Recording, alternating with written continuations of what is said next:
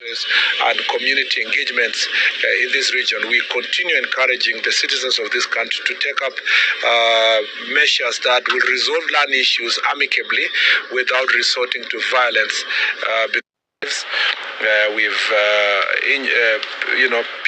Persons have been injured, including security officers and civilians, and it's important for us to resolve their land issues. Our team are well trained to help communities, bring them together through barazas and through community mediations and arbitration to ensure that problems are being resolved in amicably. I'm glad that some of the land challenges that we had, even inside the conservancies, have now been resolved because communities sat down with the help of religious leaders, community leadership, Ngao team, security team, investors who are here, and they have been able to resolve these issues amicably. Number two is that we have a problem here of cattle theft or livestock theft generally, and it is mutating to almost be like cattle rustling. It will be unheard of to continue speaking about cattle rustling in such a part of the country where, the environment has so many investments. It's not even as complicated and challenging the way we face in other parts of Rift Valley like Samburu, Baringo, Elgeyo Marakwet, West Pokot, Turkana. Yet, some parts of this county are facing serious challenges of cattle theft or livestock theft that also involves proliferation of small arms. Guns are being used in this county, and the security team have been tracking persons who have been procuring ammunitions and guns from as far as parts of West Pokot County all the way to our border with Uganda and bringing them to this county, and then from Tanzania to bring also to this country and fueling conflict between communities. And I must say that I'm glad that the security team are on this issue. I have given them another 1 month to make sure that they arrest all these people, and I'm extending an olive branch to all people who are holding illegal firearms to surrender to the National Police Service immediately and in a very amicable and peaceful manner. Take it to the next police station or next OCS, next security person before we come for it, because I have said that when we come for a firearm, when the security team comes for a firearm, it may be very painful and might be too late. It is important for you to surrender voluntarily the firearms that are in illegal hands, and the security team working in a multi-agency are going to do quick operations within the next 1 month to make sure that all the guns that are in the wrong hands are returned. We are very concerned that the combination of cattle theft or livestock theft and land conflict compiled with political and community incitements is going to continue being a very big challenge moving to especially when you are close to elections, and when politicians feel threatened politically, they quickly resort to the easiest thing, and usually the easiest thing is to incite the public to try to show this community is better than the other, or that to propagate a fight between communities. And this is something we are following up. I want to encourage all the leaders and all those who are aspiring to leadership to refrain from anything that is going to incite the public. The third issue that we are monitoring closely is the question of alcohol and substance abuse, and particularly proliferation of adulterated ethanol and other kind of alcohol that is combined together with smuggled goods from neighboring country. We border Tanzania here, and there is a lot of smuggling of goods here, but also some of the alcohol that is consumed in Narok come from Nakuru County. Some of them come all the way from Kisumu County, Kisii County, and all those places, which we are here to visit, and we will see the measures that we are going to deal with, because some of these factories that are manufacturing these adulterated alcohol and spirits are actually in the neighboring counties, and some of which are coming from out of the country. There is also proliferation of drugs here, some cannabis sativa, and even hard drugs like cocaine are sometimes found, though in small traces, in some parts of this county. Again, we have said that we will have a multi-agency operation that will involve everybody, including our reservists in the National Game Reserve. The National Police reservists who are working there as rangers must work together in close collaboration with the other police officers in a multi-agency manner to make sure that our park is clean and that no criminal activity will be entertained in around these areas. The other issue that I want to quickly speak about is the issue of gender-based violence, including female genital mutilation, which is part of gender-based violence, and also the gender-based violence where spouses, couples, people are fighting is something that is also we are dealing with, especially the FGM. There are still community leaders, elders who are still encouraging and perpetrating acts of FGM, and we have told the police officers, the security team in the county to up their game to make sure that our girls and women are being protected from violence. And we are going to take this gender-based violence issue must be confronted for what it is, and part of it is covered by community cultural activities that encourage beating of spouses, especially women. And in some cases, we have seen where men are also being beaten by their wives. But it is more prevalent against women. And it's an issue that we must deal with and confront as a country. We must speak about it. We must deal with the stigma that comes with it. And also, people were ostracized in the society for coming out to speak about FGM, gender-based violence. And this is issues that we must deal with. The other issue is mining. Mining is a very important resource in some parts of Transmara. This is also on the border to Narok, Migori. It's also an area that there is unregulated mining that has been going on. I'm glad that the Ministry of Mining have been doing some operation clearing people who have no legitimate licenses. And we are going to continue working together with the Ministry of Mining to make sure that this sector is streamlined so that the investors can do their job in an environment that is beneficial to the community. And then we weed out the rogue community leaders who are giving out fake licenses and instigating clan fights or community fights related to mining issues. Those are some of the issues. We're happy to go and listen to the Wananchi, and together we find ways of resolving those issues. Thank you. Excuse me. I'll take about 3 questions. Yeah, then we'll see where we go there from there. Proceed. How does the ministry ensure faster and more transparent issuance of ID certificates? Okay, thank you. Well, on the IDs issue, we are working on that. You will go and see shortly our mobile live capture machines that are going to help us to reach out to as many of our residents here as possible. We have a critical number of population that is not registered and they are of adult age, and this potential must be harnessed. As a ministry, we are procuring some vehicles so that we do mobile registration, especially for pastoralists. We want to make sure that we reach them in their manyatas and other parts where they are unable to access. Of course, in town here we have registration centers in a few areas. I think it's how many? 19, yeah? We have 19 registration centers for ID. That is huge.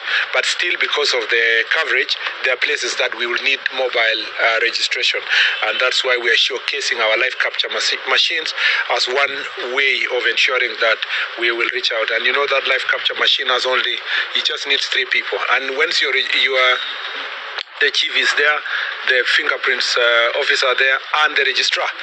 things are done, finished, and all the information is uploaded, and you are able to print an ID within 3 days, and within 7 days, a resident will have gotten their IDs.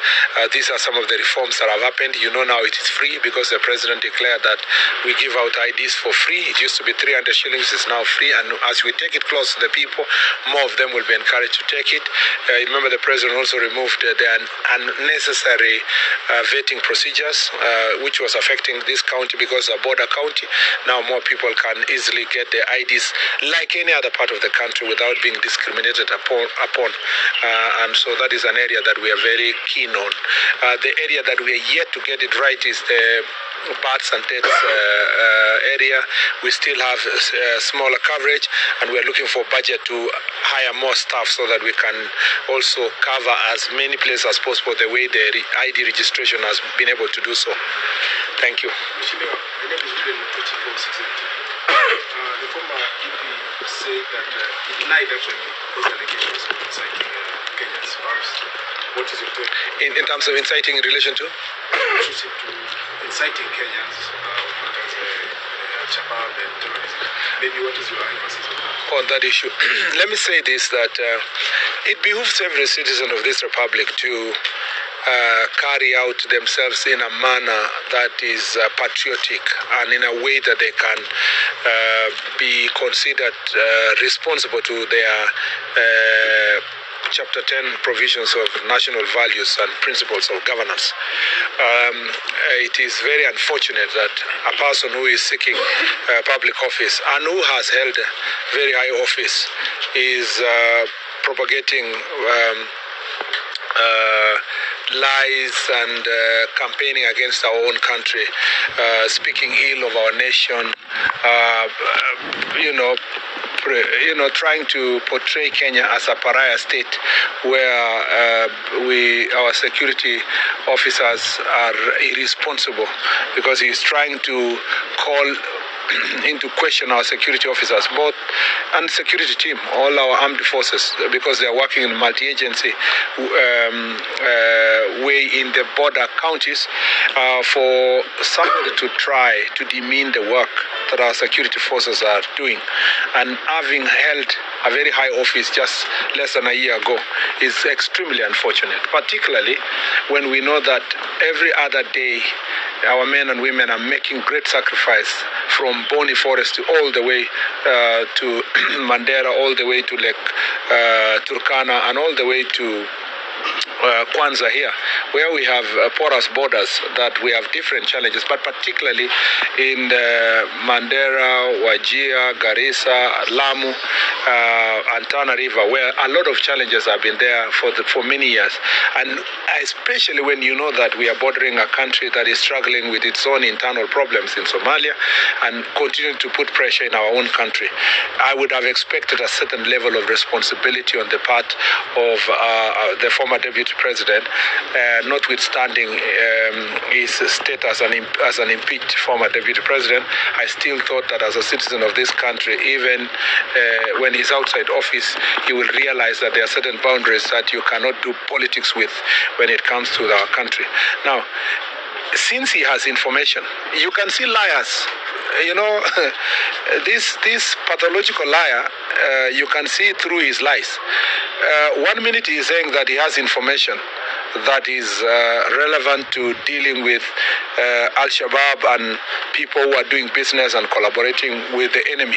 In the other minute, when he's told to put that information in a proper record, he starts running away that he's not going to record that information. That means that's just lies and sound bites for social media and for purpose of inciting the public and disparaging the nation.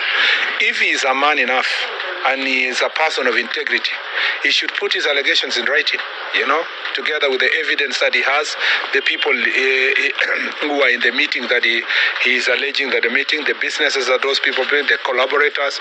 Since he seems to have a lot of information, it is laughable that a citizen of the Republic of Kenya who is seeking high office is telling the citizens of this country would rather appear before a Senate of another country than his own country. We are not stupid people. We are looking through. You can see through his hypocrisy. But we will insist, we are continuing to insist that any citizen of this republic who makes such heavy allegations and who thinks that they are doing so for the good of the country, they are obligated to put that in writing. And and when I say that they should record a statement, it doesn't mean that the National Police Service is not independent. I am just restating what is in the law, that if you have evidence that is related to safety and security of Kenyans, the right place to put it is to take it to the DCI and provide that information so that the people you are mentioning can be investigated and be arrested and be charged.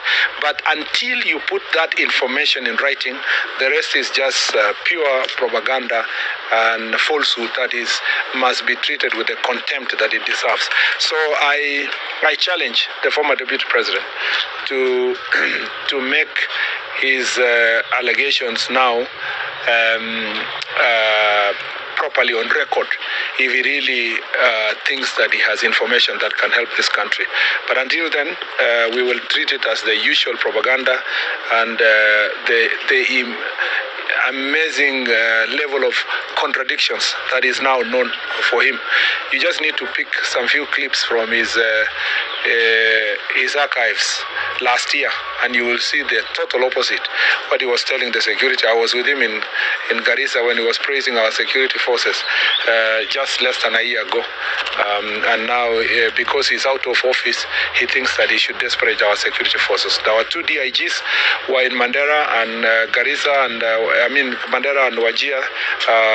They just came back yesterday. I'm glad that they went to motivate our police officers who are there. I am really sympathize with our police officers who have got injured fighting the enemy at the border of our country, and I like to tell them that they have our full support, notwithstanding these propagandists who are trying to demean the work they have been doing, and will stand firm as the Republic of Kenya.